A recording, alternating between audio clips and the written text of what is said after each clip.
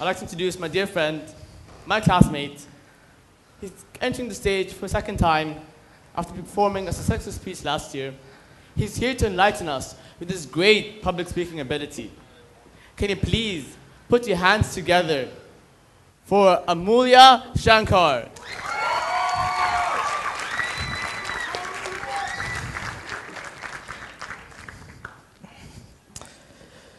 Let me tell you a story about a young boy named Kumar.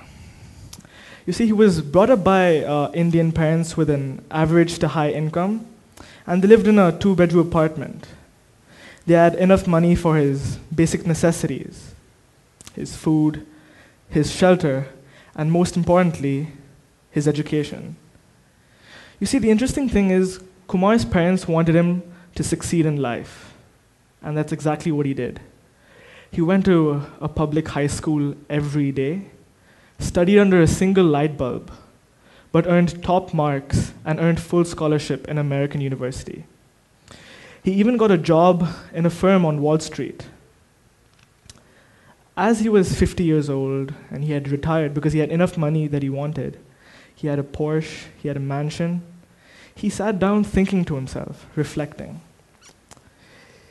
He felt this empty feeling inside his stomach, but the thing is, he couldn't figure out what. He was at the top of the ladder. He had enough money for a lifetime. What in the world was he? Ladies and gentlemen, the thing is, throughout Kumar's life, trying to succeed, as he was trying to gain an advantage, he had missed out finding his spark. In the next 2 to 3 minutes, I don't really plan on answering any of your questions on what you have on the spark, but really opening some loops for discussion.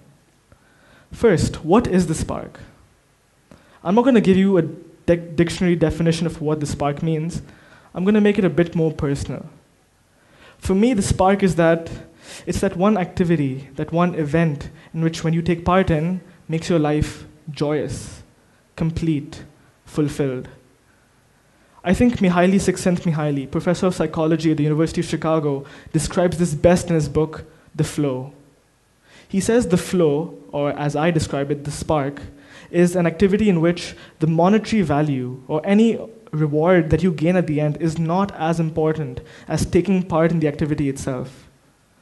Remember that last jamming session you had with your friends, which only seemed like 30 minutes, but was actually 4 hours long? That is the spark. Now, interestingly speaking, many people do not find it easy to find their spark. I'll tell you a story about a man named Joe Sarkin, and I read his book, his autobiography, called Shadows as Bright as Glass. The thing is, one day as he was playing his regular game of golf, he took a swing at the golf club and by mistake dislocated his cranial nerve.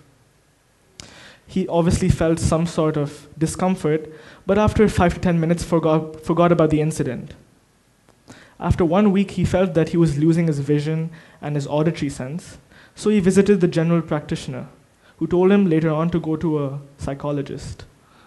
This psychologist said it would only be a normal procedure operation to fix the cranial nerve. But as this operation was happening, he suffered a major heart stroke, and because of that, half of his brain cells were deprived of oxygen. The surgeons did not know what to do apart from taking half of his brain, literally taking half of his brain neurons, taking it out, and sewing the brain back together, allowing the neurons to reprogram themselves. Joe Sarkin emerged a changed man. He went out and started painting furiously, almost 4 to 5 paintings a day. And the interesting thing, ladies and gentlemen, he hadn't picked up a paintbrush even once before his operation. And today, his art pieces feature in New York Times. Why am I telling you this anecdote? Because friends, the thing is, no matter how you find your spark, whether it's through a freak accident like what Joe Sarkin experienced, or whether it's through basic internal reflection, the most important thing is having that spark. Now, just because I'm standing over here on a TEDx podium with lights on me doesn't mean the spark has to be something profound. You don't have to be a Beethoven, a Mozart, or a Picasso to for that to be your spark. You could just have fun dabbling with paintings or trying yourself out at the keyboard, but as long as it gives you that enjoyment, that fulfillment, that is your spark.